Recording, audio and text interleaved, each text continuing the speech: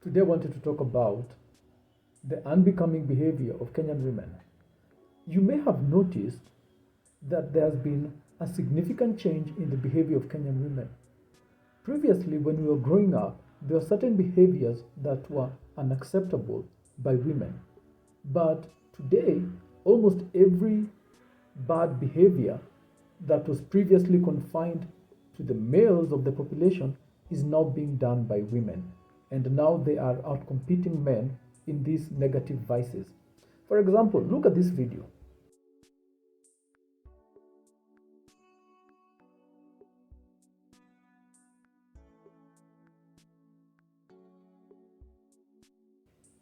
When you were growing up, it would have been impossible to witness a woman behave like this. This is called the death of shame. Now, when you think about it, all the women in Kenya that you have seen online taking off their clothes and showing off their nakedness in order to become famous, think about that. Could that have happened previously? It would have never happened because the men of the population would have reacted. But now, Kenyan males over time have become more and more weaker, more and more effeminate, more and more feckless, and more useless. And I'm using the word useless to mean it is the role of a man to defend his culture and his country. And you're defending it from everything. You're stopping the foreigner from robbing you of your possessions. You're also fighting against vices that can come and disrupt your family or your culture. But you will not find Kenyan men fighting for their culture because they have no culture. And this is the problem. Kenyan men absorb every bad idea that foreigners are doing so that foreign vices become culture in Kenya. And you don't find Kenyan men standing up and saying, hey, this is not acceptable within our territory. Because Kenyan men are not very territorial in that sense. Kenyan men want to be dominated. They're very effeminate. They want to be dominated by foreigners, by foreign culture. So we are having an influx of foreign vices that are being specifically targeted at women that in the absence of any kind of resistance, these negative vices are now becoming the culture of our women. And many people don't want to believe that there is an agenda to collapse the family as it were. And I do not want to go in that direction because that's a whole, a whole new topic. What I really want to focus on is the collapsing morals of Kenyan women. Previously, women had something called shame and embarrassment. Today, they have no shame. They have no embarrassment. Why? Because previously, when you did something that was unacceptable, you'd be ostracized by everyone else. And you'd be embarrassed because you're bringing shame on your family. But today, they are not ostracized. Evil and negative behavior is embraced not only by the media, but also by the government. For example, when you look at this woman staggering and falling in the mud in broad daylight, it makes you think, where are the parents? What do the parents think? When you look at all the disgusting music videos that are being produced, and when you see the behavior of girls, very young girls in those videos, you always think, where are their parents? What do they think? And you also think, where is the government? What does the government think? And why do the African men who control the government not resist the influx of negative vices? Why do they stand down? They have armies, they have police, they also have secret death squads. How come they never resist? This is the fecklessness and the uselessness we are talking about African men in Kenya. Now, when you look at the rise of something called social media, it is creating some kind of revolution within the younger people in Kenya, not only Kenya, but of course all over the world. Now, when you think who controls this social media, we don't control it. It's the Chinese who control it and the Americans who control it. Because the Chinese are in charge of TikTok, right? And the Americans are in charge of YouTube and Google and Instagram and things of that nature.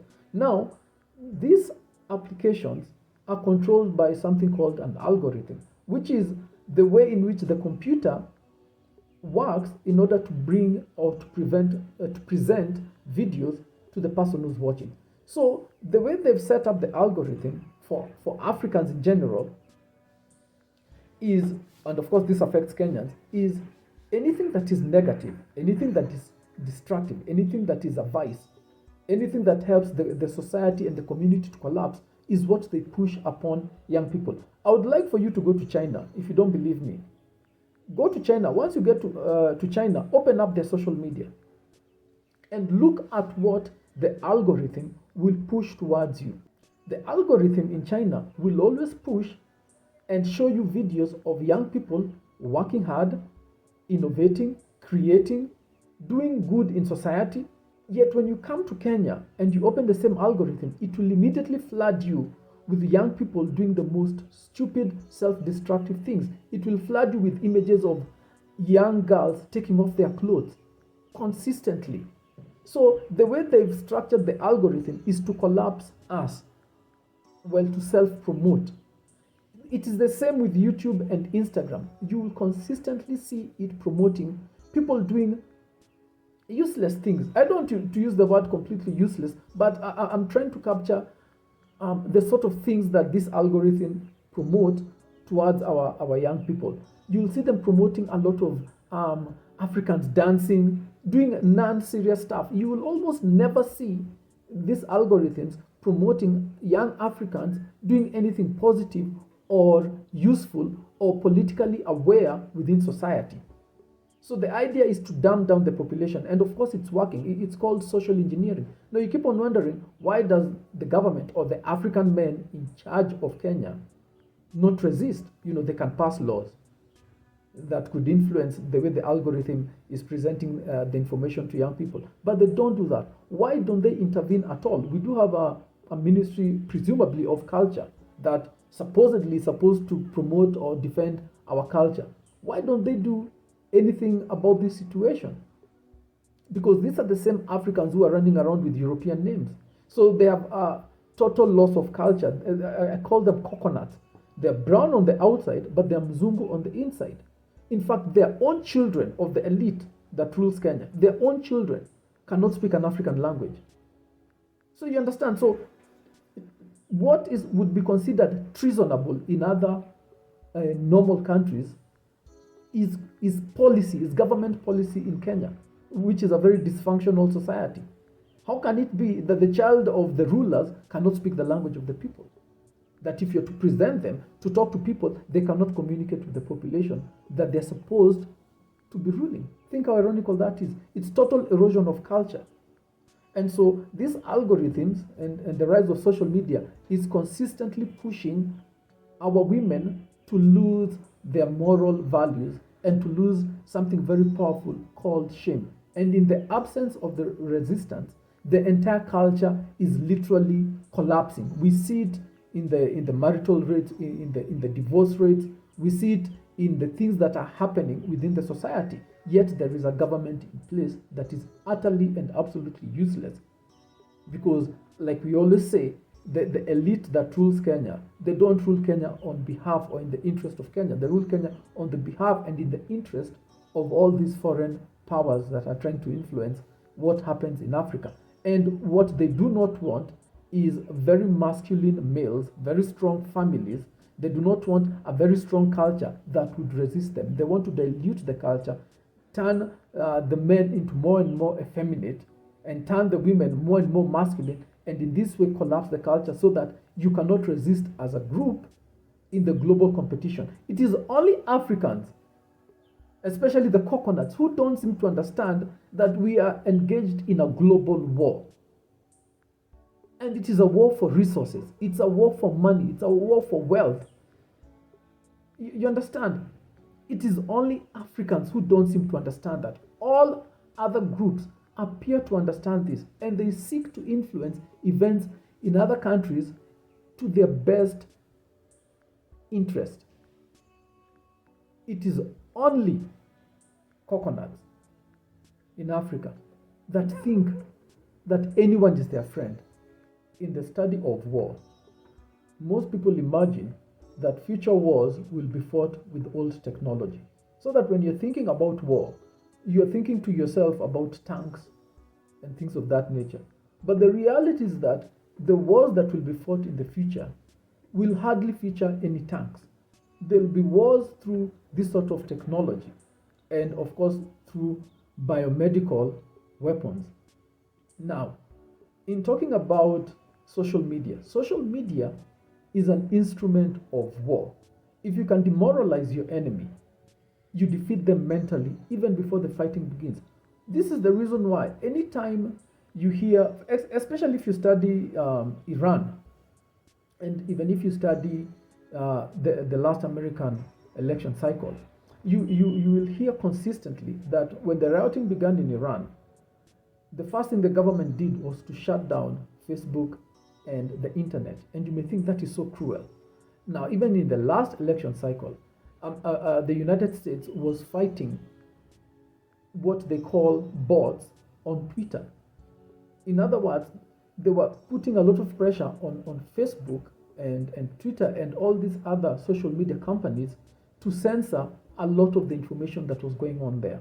Why? Because there are entire bureaus dedicated in many countries to wage war online. There are entire segments of intelligence agencies in the United States, Russia, China, North Korea, all the serious countries that are dedicated to do nothing but influence other populations through social media. So they come up with a theme that they want to push in the country, and then they use automated systems to push that thing. For example, on Twitter, they could have as many as 20,000 false accounts controlled by automated system.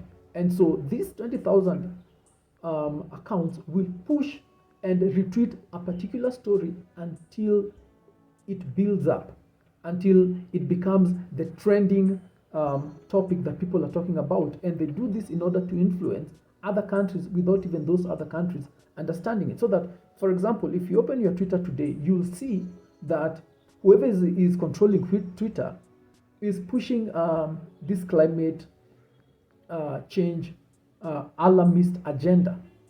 It's not us in Kenya who are pushing it. It is being pushed from the outside. And they're making it into a big deal, even though really it's nothing. It's a fairy tale, right? So you can see how you can use these social media as very, very effective weapons of propaganda. So it is in that way that you need to understand that the current collapse of the family in Kenya, the current collapse of the morals of Kenya, the current collapse of the behaviors of the women in Kenya is strongly influenced by social media. And it is being used by these foreign countries as a weapon of war against Africans. Because the idea is to collapse the family. If you can collapse the family, you weaken the fabric of the nation.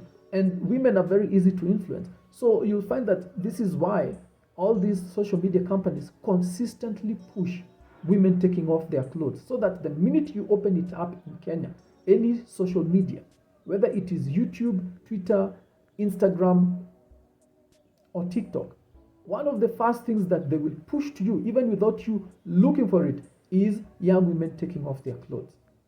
And they know that if you can attack the society by influencing the women, you create devastation amongst the children and you collapse that society. So social media is an instrument of war, and the foreign governments are waging war on us using this.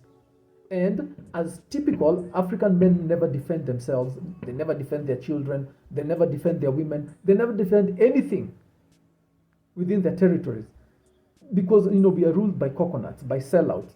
Okay, and the level of naivete within the fabric of the rulers. I don't care that you're brainwashed.